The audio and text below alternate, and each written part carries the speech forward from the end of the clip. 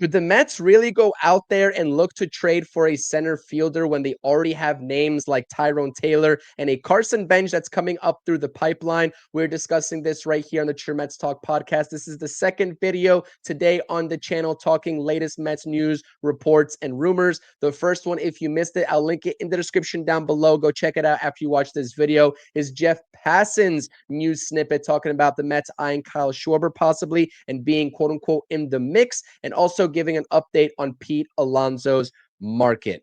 All right, this report is from Ken Rosenthal, and he names the Mets as one of many teams that could be in line for a center field upgrade via trade, with a name like Jake Meyers from the Houston Astros. The Phillies, the Mets, the Rays, Orioles, Diamondbacks, and Royals were all named and being linked so far to Jake Meyers. Meyers is an excellent defender, Ken Rosenthal goes on to say, and he is not lying about that. If you're talking about run prevention, Meyers is your guy. But does it really make sense when you already have Tyrone Taylor? I'll get into that here in just a second.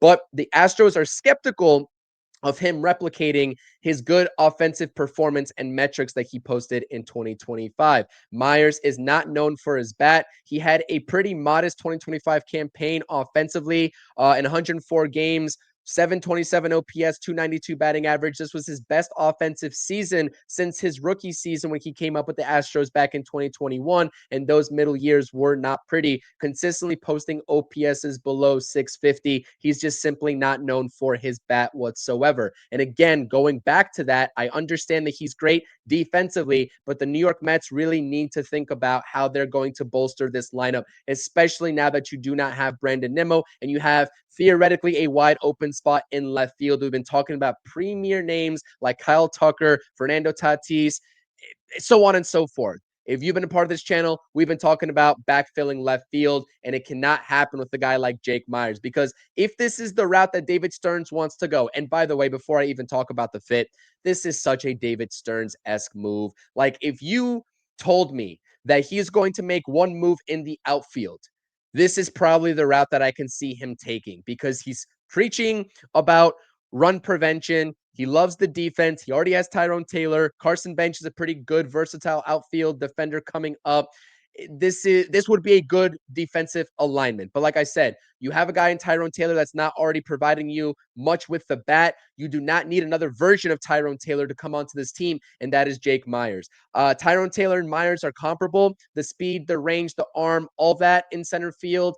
And Meyers actually posts a better outs above average. He posted a better OAA in 2025 than Tyrone Taylor did, and pretty similar in the DRS, defensive runs saved category. He also offers some speed on the base paths when he does get on base, I believe swiping 16 bags in 2025. But if the Astros are skeptical about him replicating his offensive numbers, why would the New York Mets want to buy into it if they are serious about upgrading their lineup? It just does not make sense. And you're talking about needing to move Carson Bench over to left field in his rookie season should he make it to the opening day roster, and I just don't like the idea of that. I think the best alignment and the best possible lineup is having Tyrone Taylor as a bench piece, having Carson Bench getting a real chance at starting in center field, and going out there and getting a difference maker, an offensive difference maker, no matter what the defense looks like in left field to replace Brandon Nimmo. And what Rosenthal also goes on to say here in this report is that the Astros are looking for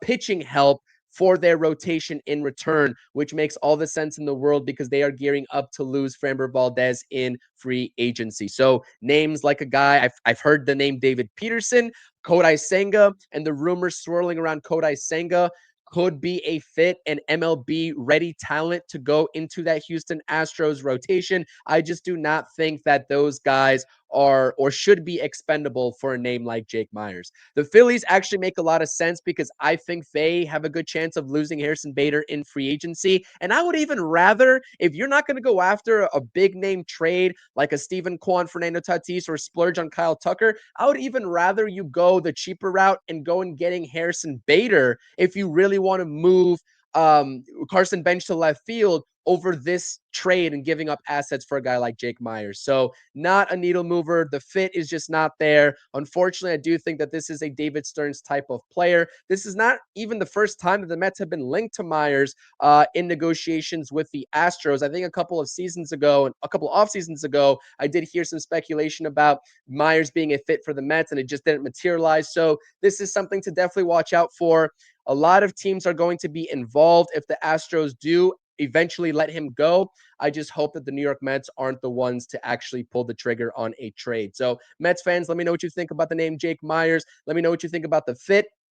Would you like to see him in a Mets uniform, or would you like to see them make a bigger splash and David Stearns fully commit to making this lineup better? Let me know in the comments section. Check out all the previous videos. I'll see you all in the next video, and smash those thumbs up. I definitely appreciate it, and let's go Mets. Peace.